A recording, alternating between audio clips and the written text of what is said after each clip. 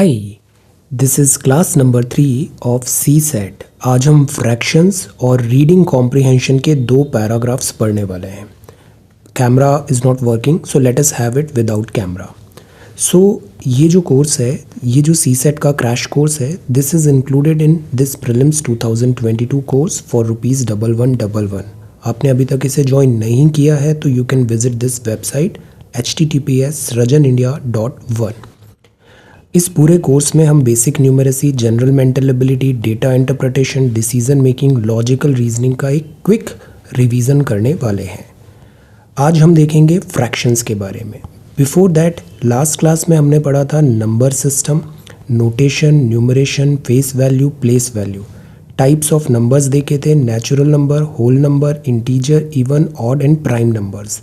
Property क्या होती है, coprime, twin, composite, rational, irrational, real number. Addition, subtraction क्या होता है, मल्टीप्लिकेशन।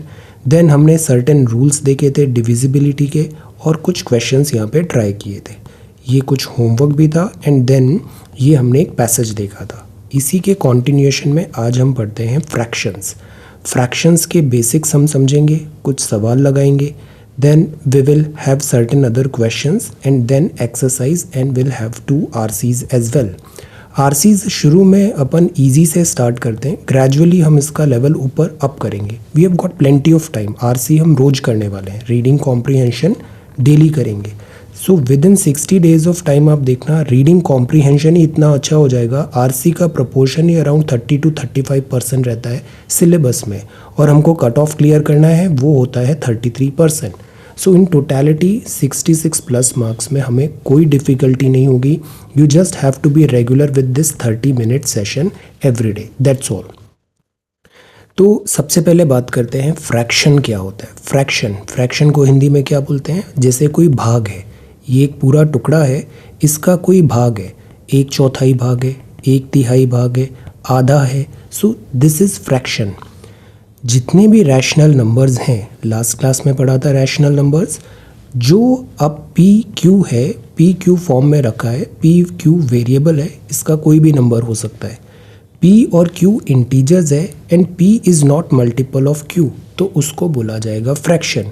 जैसे कि कोई भी नंबर आपने लिया 3/5, 3 क्या है, इंटीजर है, 5 क्या है, इंटीजर है। 3 and 5 both are integers and 3 and 5 में कोई कॉमन ऐसा मल्टीपल नहीं है। So this number is called fraction. 3 का 1/5 पार्ट ये है, 3 का 1/5 पार्ट ये है। 1 पार्ट इज 1, अगर उसका 1/4 लेना है हमें, सो this is again a fraction. 1/4 है ये, तो इसको बोलते हैं फ्रैक्शन। फ्रैक्शन भाग। तो अब जैसे ये नंबर है 3/5, तो 3 is called numerator, Q is called denominator and 3/5 is called a fraction. दोनों में कोई मल्टीपल नहीं होना चाहिए। P and Q not multiple of Q, P is not, numerator is not multiple of denominator. Okay, तो ये तो हो गई डेफिनेशन। अब इसके दो क्लासिफिकेशन कर लेते हैं अपन। एक को बोल देते हैं प्रॉपर फ्रैक्शन। प्रॉपर फ्रैक्शन वो होगा absolute value is less then 1, जैसे 3/5 किया था। 3/5 को अपन क्या लिख सकते हैं, 0.6। 5 टाइम्स 6 इज 30, तो दिस इज 0.6। अब ये लेस देन 1 हो रहा है 0.6, तो इसको बोलेंगे प्रॉपर फ्रैक्शन। प्रॉपर फ्रैक्शन में जब एब्सोल्यूट वैल्यू लेस देन 1 है, एब्सोल्यूट वैल्यू लेस देन 1 है, मतलब न्यूमरेटर जो है वो लेस देन डिनोमिनेटर है। Numerator is less than denominator, जैसे 1/2 या 2/5। इम्प्रॉपर फ्रैक्शन किसको बोलेंगे, denominator is less than the numerator, जैसे कि 15/4, 18/10। So these are called improper fraction. ये प्रॉपर नहीं लग रहे हैं, these are improper. Usually numerator छोटा होना चाहिए डिनोमिनेटर से, यहाँ पर नहीं है। एक होता है मिक्स्ड फ्रैक्शन। एक्चुअली ये नोटेशंस है, इसको अपन शुरू में क्विकली देख रहे हैं, आगे इनका बहुत यूज़ होगा। मिक्स्ड फ्रैक्शन वो होते हैं जिसमें एक होल नंबर भी है और प्रॉपर फ्रैक्शन भी है, combined together are called mixed fraction. तो प्रॉपर फ्रैक्शन क्या था, 1/2, 2/5, numerator is less than denominator, और एक होल नंबर भी है। होल नंबर में जैसे 3, 4/5। तो द पॉइंट इज, इसको कैसे लिखा जाता है, 3, 4/5, मतलब 5 × 3 + 4 न्यूमरेटर में जाएगा, अपॉन डिनोमिनेटर 5 रहेगा। तो इसको अपन कैसे लिखेंगे, 5 डिनोमिनेटर में रहेगा, 5 into 3 15 plus 4, so that is 15 plus 4 is 19/5। 2 3/7 को कैसे लिखते हैं अपन, 7 into 2 plus 3, 7 into 2 is 14 plus 3 is 17, तो 17/7। So these are called mixed fractions. Alright, when two fraction have the same denominator, तो आपको बताना है इन दोनों में से बड़ा क्या है। जैसे 5/12 दिया है, 7/12 दिया है, एक 3/5 दिया है, एक 4/3 दिया है, इनमें से क्या बड़ा होगा। हमको जब कंपैरिजन करना होता है ना, तो हम एक कॉमन चीज़ ढूंढते हैं। या तो हम डिनोमिनेटर को कॉमन बना सकते हैं या फिर हम न्यूमरेटर को कॉमन बना सकते हैं। एक कोई न्यूमरेटर या डिनोमिनेटर कॉमन हो गया तब हम बता सकते हैं कि कौन सा फ्रैक्शन बड़ा है, कौन सा छोटा है। जैसे ये देखो 5/12 है, तो 5/12 इधर भी 12 है, बिगर डिजिट कौन सा है, 7, तो 7/12 is greater than 5/12। Okay, denominator common है। सिमिलरली हम चाहें तो न्यूमरेटर भी कॉमन बना सकते हैं, बट अगर न्यूमरेटर कॉमन बनाएंगे तो जो डिनोमिनेटर में छोटा डिजिट होगा वो फ्रैक्शन बड़ा हो जाएगा। जैसे 12/5 है, ये ग्रेटर देन है 12/7। तो अगर न्यूमरेटर कॉमन है तो डिनोमिनेटर में जो स्मॉलर डिजिट है वो फ्रैक्शन बड़ा होगा दूसरे फ्रैक्शन से। ओके, अब दो या दो से ज़्यादा फ्रैक्शंस हैं, डिनोमिनेटर अलग है, ज़रूरी तो नहीं है कि दोनों बार सेम डिनोमिनेटर हो। अब आप कैसे कंपेयर करोगे, तो हम कोशिश करेंगे डिनोमिनेटर को कॉमन करने का। जैसे 3/5 है, 7/6 है, अब आप बताओ इन दोनों में से कौन सा डिजिट, कौन सा फ्रैक्शन ग्रेटर है। We will try to denominator को इक्वल करने की कोशिश करते हैं। यहाँ 5 है, let us multiply it by 6। यहाँ 6 है, let us multiply it by 5। तो जैसे इसको अपन बना देते हैं 3 इंटू 6, 5 इंटू 6, 6 से न्यूमरेटर डिनोमिनेटर दोनों पे मल्टीप्लाई कर दिया। सिमिलरली इधर 6 इंटू 5, 7 इंटू 5, कोई फ़र्क नहीं पड़ा, 7 इंटू 5, 6 इंटू 5, ये कैंसिल भी हो सकता है, बट ये करने से हमें डिनोमिनेटर सेम हो जाएगा 30। अब आप बता दो 18/30 बड़ा या 35/30। The greater digit is this 35, numerator में 35 है। This is one idea. ये बहुत बेसिक सी चीज़ है, बट इसको शुरू में करना ज़रूरी है, वरना पता है एडवांस्ड मैथ्स करते हैं बट बेसिक्स में हम सिली मिस्टेक्स कर देते हैं। So that is why let us go easy, little bit easy. अब जैसे न्यूमरेटर एंड डिनोमिनेटर है, अगर दोनों को किसी हाईएस्ट कॉमन फैक्टर से डिवाइड करेंगे तो जो फ्रैक्शन मिलेगा वो उसका लोवेस्ट फॉर्म रहेगा। जैसे देखो एक फ्रैक्शन है 6/12, इसका हाईएस्ट कॉमन फैक्टर क्या हुआ, से इसको भी अपन 6 से डिवाइड कर सकते हैं, इसको भी 6 से डिवाइड कर सकते हैं, तो ये हो गया 1/2, तो ये इसका लोवेस्ट फॉर्म है।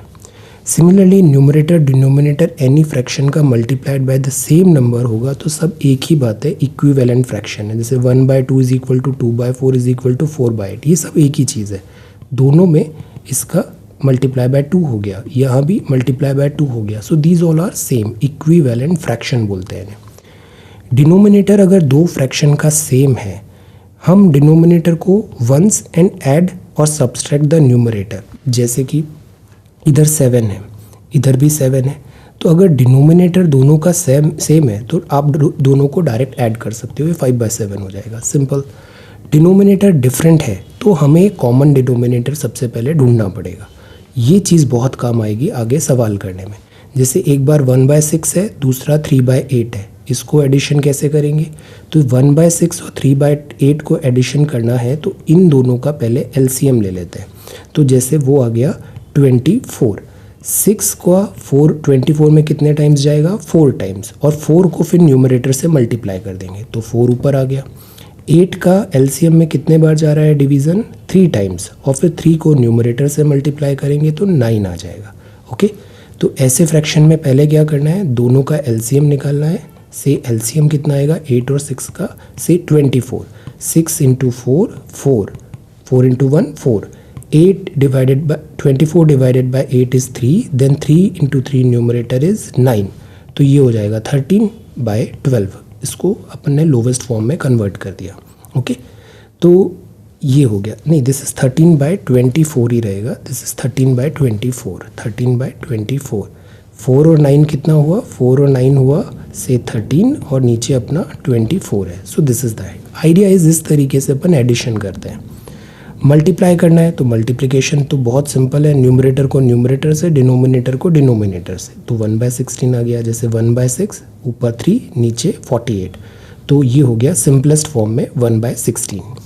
डिवीज़न करना है, अब जब डिवीज़न करना है ना तो जहाँ भी डिवाइड का सिंबल है फ्रैक्शन को जस्ट उल्टा कर दो।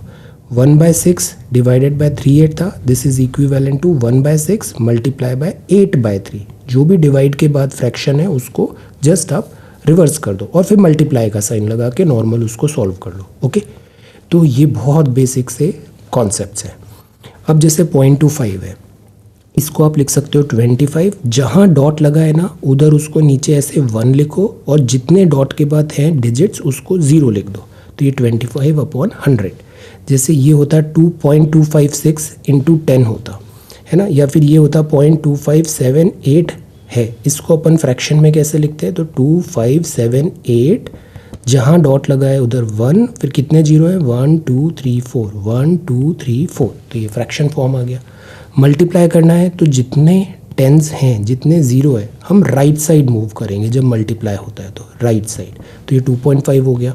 अगर ये डिवाइड होता, डिवाइड होने पर अपन लेफ़्ट साइड मूव करते हैं, जितने ज़ीरो है, एक ज़ीरो है तो एक प्लेस अपन लेफ़्ट की तरफ हो जाएंगे।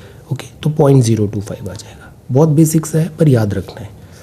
तो ये तो हो गया मैथ्स के कॉन्सेप्ट। सी, मैथ्स में पढ़ाने के लिए कुछ नहीं होता है, मैथ्स के कॉन्सेप्ट्स बहुत सिंपल है। मैथ्स में जो चीज़ चाहिए होती है वो होती है प्रैक्टिस। जितने सवाल करेंगे ना उतना ही रिफाइनमेंट आता है, एप्लीकेशन। सिमिलरली पढ़ाई में भी इंडिविजुअल गाइडेंस में मैं सबको क्या बता रहा हूँ, ज़्यादा से ज़्यादा MCQ सॉल्व करो, MCQ सॉल्व करो। एप्लीकेशन होता है MCQ, पढ़ रहे हो बट उसका एप्लीकेशन भी करो, और वो होता है MCQ सॉल्व करना। ओके, जैसे ये सवाल देखिए, कितना आसान सा सवाल है ये। n दिया है 1/2, 1/6, 1/12, 1/20, 1/30, ऐसे करके 1/156 तक जा रहा है। आपको बताना है n की वैल्यू के। ऐसे सवालों में शुरू में ही हम थोड़ा कॉन्शियस हो जाते हैं, नहीं होना है, हमको पूरा गिनती थोड़ी करना है, गिनती तो पॉसिबल भी नहीं है। इसमें कोई हमें पैटर्न ढूंढना चाहिए। सबसे पहले पैटर्न कुछ दिख रहा है, ये 2 है फिर 6 है, कुछ ऐसा तरीके से बढ़ रहा है, ये देखो। अब अपन और देखते हैं, ये 156 तक जा रहा है, तो ऑब्वियसली काउंटिंग तो पॉसिबल होगा नहीं है, काउंटिंग पॉसिबल नहीं होगा। तो अब इसको अपन सॉल्व करने की कोशिश करते हैं। सी, यहाँ अगर अपन देखें तो ये 1/2, 1/6, 1/12, 1/56 तक जा रहा है। ऐसे 1/2 को लिख सकते हैं 1 × 2, 6 को लिख सकते हैं 2 × 3, 12 को लिख सकते हैं 3 × 4, सिमिलरली 156 को लिख सकते हैं 12 × 13। अब इसको अपन अरेंज कर सकते हैं 1 - 1/2 के फॉर्मेट में। क्यों? क्योंकि 1 - 1/2 क्या होगा, 2 इधर गया, 2 - 1, 2 - 1/2 दैट इज़ 1/2, तो 1 - 1/2 इज़ 1/2। Similarly 1/2 - 1/3 is 1/6, 1/3 - 1/4 is 1/12। तो एक पैटर्न दिख गया ना, बस अब इसको लिख दो। अब पहले ये पैटर्न बना, बीच में सब जगह प्लस साइन है, इसको अगर ब्रैकेट ओपन करेंगे अपन, बॉड मास पढ़ा था अपन ने, ये -½ इस हाफ से कैंसिल हो जाएगा, ये -3 + 1/3 से हो जाएगा, ये -4 + 1/4 जो नेक्स्ट डिजिट आएगा। सिमिलरली यहाँ पे -1/12 रहा होगा, वो +1/12 से कैंसिल हो जाएगा। तो ये जो जितना भी पार्ट है ये सब पार्ट गया। अब क्या बचा, पहला डिजिट 1 और आखिरी डिजिट 1/13, बस 2 ही बचा। तो 1 - 1/13 बचा, बीच के सारे अपने कैंसिल आउट हो गए। So this will become 12/13, very easy. So answer क्या हो जाएगा, 12/13, 12/13। ओके, अब जैसे इसमें ये आंसर तो वैसे भी नहीं होना था, अगर इसको तिकड़म से करते अपन, इतना देखना नहीं होता। तो देखो 1/2 तो 0.5 होता है ना, फिर ये जो डिजिट्स है ये कम होते जा रहे हैं, 1/6, 1/12, 1/20, तो ये 1 क्रॉस नहीं हो रहा है, ये भी नहीं होगा, ये 1 से ज़्यादा हो गया 1.1 समथिंग, ये भी नहीं होगा, ये डिजिट कुछ ज़्यादा ही छोटी हो गई 1/2 से भी छोटी हो गई, तो ये भी नहीं होगा। राइट आंसर तो यही होना था फर्स्ट इंस्टेंस से। तो इस तरीके से भी एक जो थ्रेशोल्ड क्रॉस कर लेते हैं ना अपन, तो ईजी हो जाता है, ऐसे अपन सीधा सीधा बता सकते हैं कि इसका आंसर तो यही होगा। ओके, अब जैसे ये सवाल देखो, अब अपन फ्रैक्शन को ही आगे देखते हैं। अजय ने स्पेंड किया 3/8, मतलब 1 यूनिट सैलरी है उसका 3/8 सैलरी फूड पे किया, 1/6 किया सैलरी क्लोथिंग पे। Amount of money left with Ajay कितना होगा। अगर उसकी मंथली इनकम 960 रुपये। बड़ा आसान सा सवाल है। शुरू में अपन इजी देख रहे हैं, इसको ग्रेजुअली लेवल बढ़ाएंगे क्योंकि 60-65 डेज अपन ये क्लासेस लेने वाले हैं, will raise the level. But शुरुआत हमेशा बेसिक से करनी चाहिए। So this is easy question. बताइए 3/8 पार्ट ऑफ सैलरी। जब भी ऐसे सैलरी के सवाल आए, ऑल्दो यहाँ पे दिया हुआ है, अपन इसको अज्यूम कर लेते हैं एक्स, बार बार 960 नहीं लिखना पड़ेगा, तो इसको एक्स ले लेते हैं, है ना। अब फूड पे कितना खर्चा हुआ, 3/8, तो 3/8 ऑफ एक्स खर्च किया फूड पे। क्लोथिंग पे कितना किया, 1/6 ऑफ एक्स खर्च किया क्लोथिंग पे। तो टोटल स्पेंड कितना हुआ, 3/8x और 1/6x। ये टोटल खर्चा है, 3/8x और 1/6x। तो ये हो गया उसका टोटल खर्चा। अब इतना खर्चा हो गया और इनकम कितनी थी, इनकम उसकी थी x, तो कितने पैसे बचे, x minus this expenditure, x income minus this expenditure. So this will become, solve it, x minus 3/8x minus 1/6x। Bracket open किया है अपन ने, साइंस कोई चेंज नहीं होती, ये नेगेटिव है, नेगेटिव इधर हो जाएगा, नेगेटिव पॉजिटिव ये। बट अगर यहाँ नेगेटिव होता, ब्रैकेट ओपन करते तो नेगेटिव नेगेटिव क्या हो जाता, पॉजिटिव हो जाता। ओके, तो ये याद रखना है। बट यहाँ पे दोनों जगह पॉजिटिव है, तो positive negative negative, positive negative negative. But अगर यहाँ नेगेटिव होता तो नेगेटिव नेगेटिव पॉजिटिव हो जाता। ओके, तो सी x माइनस 3/8x हुआ माइनस 1/6x हुआ। x को कॉमन निकाल लेते हैं। अब आसान है, 8 है कॉमन, एलसीएम 24 आया, है ना। इसका डिनोमिनेटर 1 है, जब कुछ नहीं लिखा होता है तो 1 होता है। तो 124 में कितने बार जाएगा, 24 टाइम्स। मल्टीप्लाई दिस, तो 24, फिर 8 3 टाइम्स होगा 24, तो 3 इंटू 3 9, 6 4 टाइम्स 24 होगा, तो 4 इंटू 1 4। तो ये नंबर आ गए 24 minus 9 minus 4/24। Solve it, 11/24x। But हमें क्या दिया है कि उसका जो सैलरी है वो था 960 रुपये, 960 रुपी। तो 11/24 ऑफ 960 जो होगा, x की वैल्यू 960 रख देंगे, ये जो x की वैल्यू है ये 960 रख देंगे, तो 960 11/24 ₹440। तो इतना पैसा उसके पास बचा। तो right answer is this. Okay, so simple.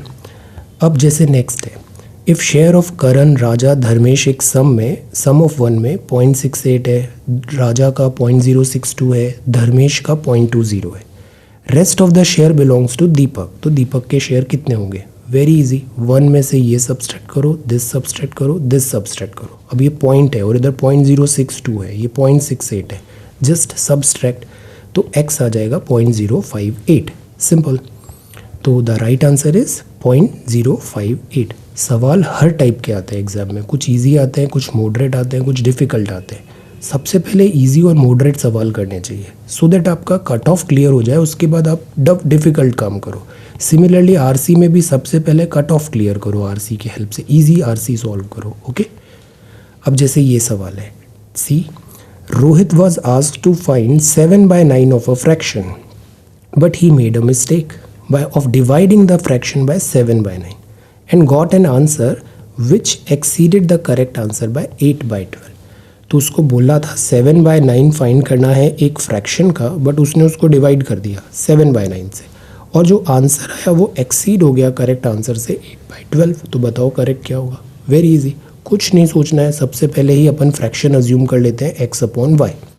ये फ्रैक्शन है, x/y is a fraction. Correct value ideal case में क्या करना था, उसे 7/9 ऑफ x/y निकालना था। तो 7/9 इंटू x/y करेक्ट वैल्यू आती, 7x/9y करेक्ट वैल्यू आती। बट उसकी हो गई इनकरेक्शन, गलती हो गई। तो उसने क्या किया, ये जो x/y है इसको मल्टीप्लाई करना था 7/9 से, उसने डिवाइड कर दिया 7/9। तो ये क्या हो गया, x/y डिवाइडेड बाय 7/9। अभी हमने पढ़ा है डिवीज़न जब भी होता है तो उसको मल्टीप्लिकेशन में कन्वर्ट करो, और ये डिजिट को डिनोमिनेटर न्यूमरेटर में, न्यूमरेटर डिनोमिनेटर में। तो x/y इंटू 9/7 ये हो गया, सिंपल। अब तो डायरेक्ट मल्टीप्लिकेशन है। सी हमने क्या किया, डिवीज़न को मल्टीप्लिकेशन में कन्वर्ट किया, और ये डिजिट्स उल्टे हो गए, डिनोमिनेटर न्यूमरेटर, न्यूमरेटर डिनोमिनेटर। तो ये 9x 7y ये डिजिट आ गई। अब कंडीशन क्या दिया है, आंसर एक्सीड है करेक्ट आंसर से 8/12, मतलब कि जो करेक्ट वैल्यू है, got an answer which exceeded by 8/12, मतलब कि ये जो आंसर अभी आया और पुराना जो करेक्ट आंसर आना था दोनों का डिफरेंस 8/12 हो गया, तो दिस माइनस ओरिजिनल इज 8/12। अब एक्स वाई कॉमन निकाल लो, फ्रैक्शन सॉल्व करो, तो इससे एक्स अपॉन वाई का ये वैल्यू आ गया। अब देखो गलती क्या होती है, यहाँ पूछा गया था कि फ्रैक्शन अपन ने एक्स अपॉन वाई अज्यूम किया था, है ना, और एक्स अपॉन वाई की वैल्यू आ गई 21/16। अगर सपोज यहाँ पे एक एग्जाम्पल में डी लिखा होता है 21/16, 90%, not 90 students are smart but many students क्या करते हैं, यहाँ पे 21/16 को आंसर करते हैं और बोलते हैं हमारा करेक्ट हो गया, आगे बढ़ जाते। बट यहाँ फ्रैक्शन नहीं पूछा था, यहाँ पूछा था करेक्ट आंसर क्या होगा। मतलब इस फ्रैक्शन को 7/9 से मल्टीप्लाई करो तो 49/48 आ रहा है, so this is the answer. Okay, तो जैसा आप मेंस आंसर राइटिंग में देखते हैं वो इधर भी लॉ एप्लीकेबल है। रीड क्वेश्चन केयरफुली, पूरा सवाल पढ़ना ज़रूरी है। ओके, तो यहाँ करेक्ट आंसर पूछा था, फ्रैक्शन नहीं पूछा था, सो 49/48 is the right answer. Alright, अब जैसे ये बताओ, 4 पर्सन है ए बी सी डी। ए के पास कुछ कॉइन्स हैं, ए ने आधे कॉइन दे दिए बी को और उसके अलावा 4 और दिए, 4 more besides. B gave half of the coin to C और उसके अलावा 4 कॉइन्स और दिए। C gave half of the coins to D और उसके अलावा 4 और दिए डी को, मतलब आधे तो दे ही रहा है और +4 ऐड करता जा रहा है। Both B and D end up with same number of coins, तो how many coins did A have originally. ऐसे क्वेश्चन में बिल्कुल भी नहीं डरना है, जो भी लिखा है उसको मैथमेटिक्स के फॉर्म पे लिख दो, विजुअलाइज करो। ए के पास x कॉइन है, सेकंड क्या लिखा, half of the coin B को दिए और 4 एक्स्ट्रा दिए, तो बी को उसने दिए x कॉइन थे इसके आधे और +4, मतलब बी को उसने दिए x + 8/2 कॉइन। इतने कॉइन बी के पास आ गए। थर्ड स्टेप में बी ने इसका भी आधा किया और +4 दिया सी को, हाफ और +4, तो सी के पास इतने कॉइन आ गए। अब सी ने डी को दिया, अब इसका भी हाफ होगा और +4, तो ये डी के पास कॉइन आ जाएंगे। अब डी के नीचे कोई भी नहीं है तो डी के कॉइन्स फिक्स हो गए, x + 56/8, है ना, ये डी के कॉइन हो गए। अब बी के पास कितने कॉइन बचे, तो बी को कॉइन्स तो इतने मिले थे x + 8/2, बट उसने आधे तो यहाँ पे दे दिए +4, तो अपन बी के पास कितने कॉइन है, इतने मिले थे और इतने सी को दे दिए, तो x + 8/2 - x + 24/4, तो ये आ जाएगा दिस वैल्यू, और ये वैल्यू इक्वल है डी से। ओके, तो this minus this is equal to D.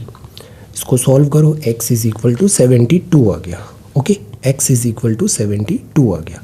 अब x = 72 आ गया, सो this is the right answer. अब इसमें भी स्मार्ट तरीका क्या होगा, देखो इसमें पैटर्न जो चल रहा है ना वो हाफ चलता जा रहा है। तो लेट अस अज्यूम कि x के पास 96 कॉइन थे, है ना, तिकड़म से करते हैं इसे, 96 कॉइन थे, उसने आधे कॉइन ए ने 96 कॉइन थे बी को दिए, तो कुछ 48 बचे, है ना, 48 में 4 ऐड किया 52, फिर 52 का हाफ सी के पास जाएगा तो 27, उसमें भी 4 ऐड करेंगे 31, अब 31 का हाफ डी के पास, 31 का तो हाफ ही नहीं हो पाएगा, तो ऑड नंबर हो गया, this is not the answer. 84 थे, नेक्स्ट में कितने गए, 42 गए, +4 हुआ 46 का हाफ 23, ऑड नंबर आ गया, अगला स्टेज तो हो ही नहीं पाएगा, ये भी आंसर नहीं है। 72 हुआ, 72 का हाफ कितना होता है 36, है ना, 36 में +4 किया तो कितना हुआ, सेकेंड स्टेप में 40 गया, ये 40 हुआ, 40 का हाफ से 20 हो गया। 72 था, उसका हाफ 36 हुआ, उसमें +4 किया 40, फिर नेक्स्ट उसका हाफ 20 हुआ। ओके, 20 में +4 किया 24, उसका हाफ कितना हुआ 12 में +4 किया, सी सारे स्टेप्स हो गए, this is the right answer. Okay, so ये भी एक तरीका होता है। 64 में भी देखो, 64 किया, उसका हाफ 32 हुआ, +4 किए 36, फिर हाफ किया 18, +4 किए 22 का हाफ 11, अब नेक्स्ट स्टेप नहीं हो रहा है, so this is 72 is possible answer. See कई बार होता है कई बार नहीं होता है, बट ऐसे प्रेजेंस ऑफ माइंड रखना चाहिए, मोस्ट ऑफ द टाइम हो जाता है, 72 इज द आंसर, वरना पूरा मेथड तो हमें पता ही है। ओके, अब ये कुछ सवाल अपन जल्दी करने की कोशिश करते हैं। जैसे कि एक स्टूडेंट है, 4 मार्क्स उसने स्कोर किए फॉर एवरी करेक्ट आंसर और 1 नंबर लूज़ किया for every wrong answer. Total attempt उसने 60 क्वेश्चंस किए और सिक्योर किए 130 number. So number of questions attempts correctly कितने हैं? सिंपल, टोटल क्वेश्चन 60 हैं, करेक्ट क्वेश्चन x हुए, तो इनकरेक्ट कितने हुए? जो नहीं हुए 60 माइनस एक्स, ये इनकरेक्ट हो गया, ये करेक्ट हो गया। अब वेटेज डिवाइड कर दो, मार्क्स 4 थे, 4 इंटू एक्स करेक्ट के माइनस 1 इंटू इनकरेक्ट के, इक्वेशन बना, solve it, x is equal to 38। अब यहाँ भी याद रखना है, अगर यहाँ पूछा होता इनकरेक्टली कितने किए तो आंसर 38 नहीं होता, तब x 38 है, बट आंसर उस केस में से अगर 22 ऑप्शन होता तो वो 22 ऑप्शन होता। तो always read this last line carefully. अब ये बताइए, टोटल ऑफ 3 to 4 ऑफ 20 पैसा है, 25 पैसा है, जिसका सम 71 है।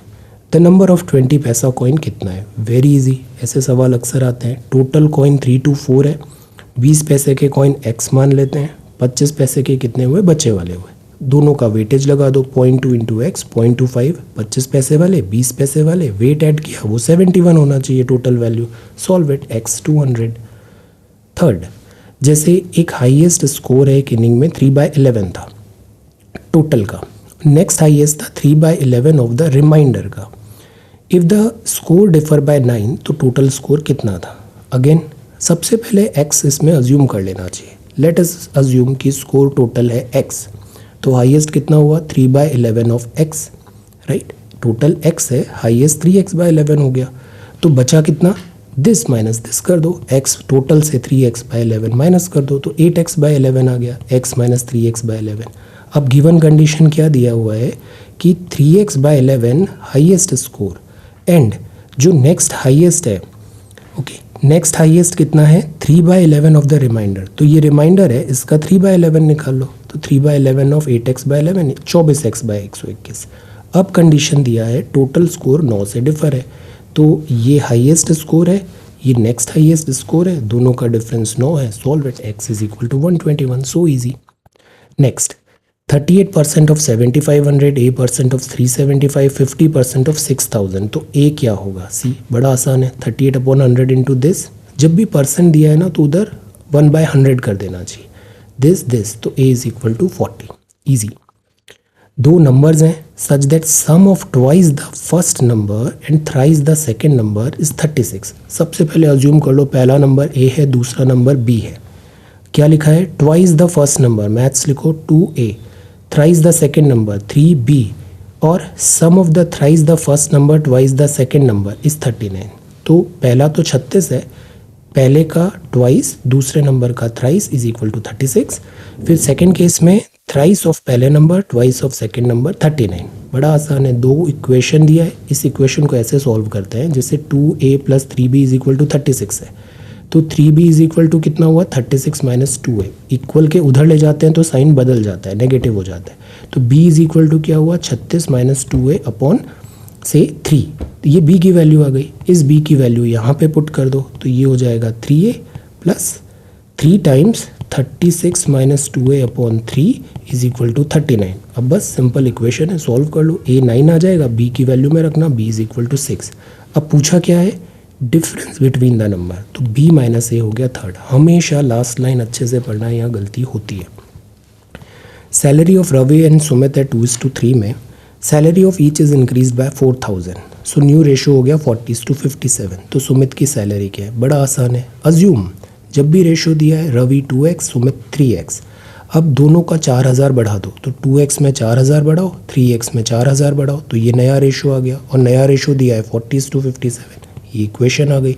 सॉल्व इट, तो इससे 3x is equal to this much, तो x is equal to Sumit की सैलरी जो थी वो 3x थी, 3x की वैल्यू ये आ गई। अब पूरा सॉल्व करने की भी ज़रूरत नहीं है, 3x की वैल्यू ये आ गई।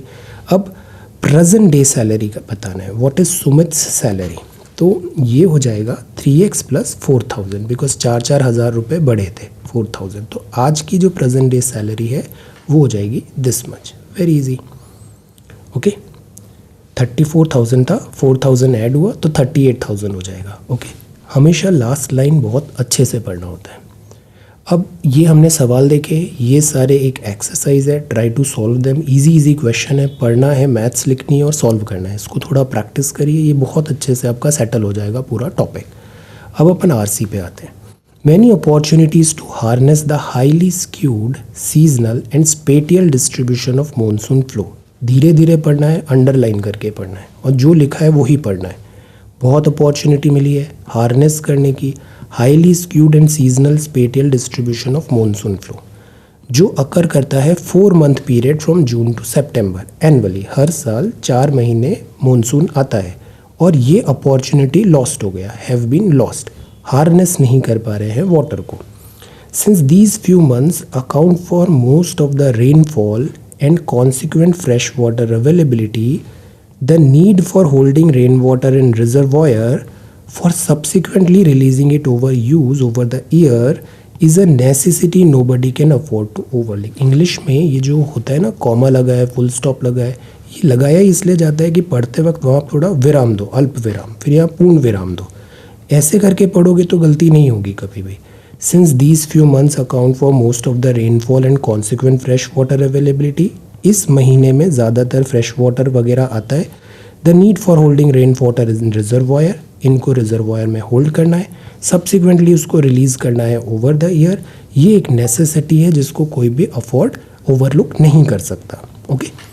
क्लाइमेट चेंज कंटिन्यू होगा to affect weather condition, create water shortage and excesses. तो ये सब चीज़ें कंटिन्यू रहेगी. Millions suffer from droughts and floods waters in countries, many river flow unutilized. बहुत सारे ड्रॉट्स आएंगे, फ्लड होंगे बिकॉज रिवर फ्लो अनयूटिलाइज्ड होगा और डिस्चार्ज हो जाएगा सी. पूरा थीम क्या बोल रहा है, पानी जो 4 महीने में गिर रहा है इसको कंजर्व करो, ये बताना चाह रहा है. ओके. अब क्वेश्चंस देखो. With reference to above passage which of the following could be the most rational, most लिखा है तो हो सकता है एक से ज़्यादा हो, बट मोस्ट बताना है. Most rational and practical implication. Practical भी होना चाहिए, कोई फैंसी चीज़ नहीं बोल देंगे कि सीधा गंगा को कावेरी से यहाँ पे मिला दो. आज की डेट में वो पॉसिबल भी नहीं है. Practical implication. Interlinking of rivers should be undertaken. अब ये ऐसा स्टेटमेंट है ना, लैंग्वेज देखो, यहाँ पे शुड लिखा है, मस्ट भी नहीं लिखा है. Interlinking of rivers should be undertaken, ये ऐसा स्टेटमेंट, इसको गलत करना बहुत मुश्किल है. उल्टा सोचो, इंटरलिंकिंग ऑफ रिवर नहीं होनी चाहिए. ऐसा होता तो केन बेतवा क्यों कर रहे हैं अपन. Interlinking of rivers should be undertaken, इससे वाटर का यूटिलाइजेशन होगा. Network of dams and canals should be built across the country for proper distribution of water. ये भी थीम से जा रहा है ऐसे का, पैराग्राफ का, कि वेल यूटिलाइजेशन करना चाहिए. अभी हम किसी को सही गलत नहीं बोल रहे, बट ये सही हो सकता है, ये भी सही हो सकता है, एटलीस्ट गलत नहीं लग रहा अभी. Farmers should be provided easy loans for digging borewell. अब बोरवेल के तो हम वैसे ही खिलाफ हैं, बोरवेल ग्रीन रिवॉल्यूशन, और फिर ईजी लोन भी दो बोरवेल खोदने का. ये थोड़ा इम्प्रैक्टिकल सी चीज़ है, ये नहीं होगा. 3 नहीं होगा, 3 नहीं होगा. जो गलत पता लग गया ना, सबसे पहले वो ऑप्शन काटने लग जाओ, जहाँ जो कोई भी एक स्टेटमेंट गलत समझ में आ गया. इससे ना काम आसान हो जाएगा बहुत ज़्यादा. 3rd गलत हो गया, दिस रॉन्ग, दिस रॉन्ग. ये ना स्टाइल होती है MCQ करने की. ये दोनों गलत, अब इसको सोचना भी नहीं है. अब यहाँ 1 भी है, 2 भी है, 4, 5, मतलब 2 तो करेक्ट है ही, है ना. आगे बढ़ते हैं. Usage of water for agriculture should be regulated by law. मतलब नियम के हिसाब से पानी को बंदी लगा दो. ऐसा कुछ पॉसिबल हो पाएगा, आप बताओ practically. Distribution of river water among regions should be regulated by the union government. अरे वाह, फिर स्टेट गवर्नमेंट्स तो फिर बहुत दिस नॉट फीजिबल. अभी भी आप देखो कर्नाटका एंड दिस तमिलनाडु में फाइट होता है फॉर वाटर, तो यूनियन गवर्नमेंट ही उसको रेगुलेट कर. इम्प्रैक्टिकल चीज़ है, ये नहीं हो सकती. ये भी गलत है, ये भी गलत है. सो बचा 1 and 2.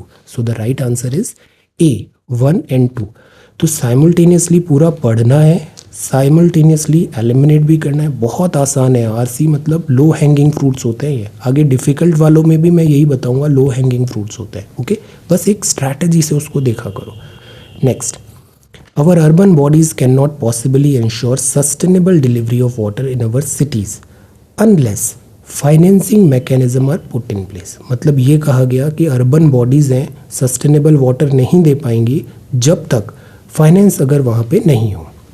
Water delivery requires heavy investment. बहुत इन्वेस्टमेंट है. कलेक्ट करो from natural source. Treating it to make it a portable. See, comma के बीच में रुकना चाहिए. Treating it to make it portable, पीने योग्य. Laying a distribution network of pipes for delivery to the user. तो मतलब बड़ा खर्चा आएगा, हैवी इन्वेस्टमेंट लगेगा, हैवी इन्वेस्टमेंट. कलेक्ट करो, पोर्टेबल बनाओ और डिस्ट्रीब्यूट करो.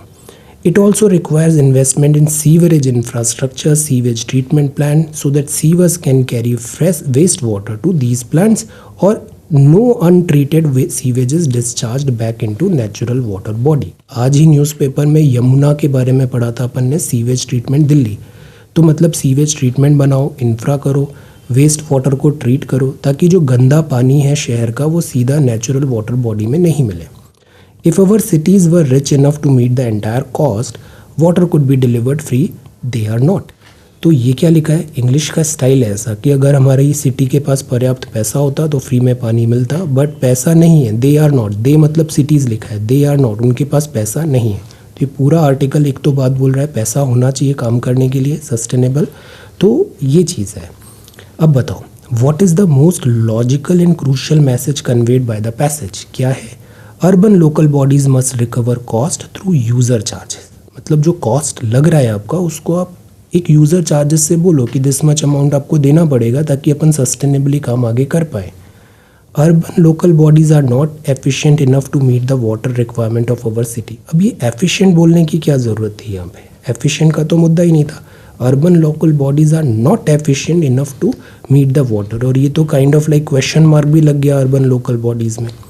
Water shortage in our cities is a perennial problem that can not से क्या मतलब है, हम तो हर प्रॉब्लम का सॉल्व कर सकते हैं, तो ये तो गलती है।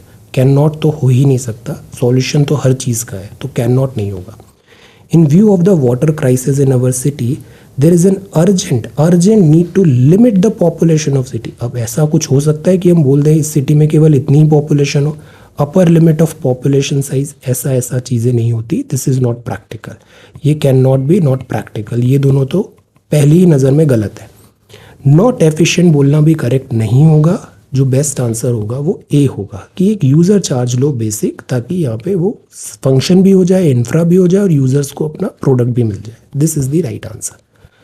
With reference to the above passage, assumptions have been made. Assumptions क्या लिए, क्या मान लिया गया है? रिच सिटीज़ ओनली लिखा है तो तुरंत कान खड़े हो जाने चाहिए, गलत हो सकता है। Only can ensure sustainable delivery of water.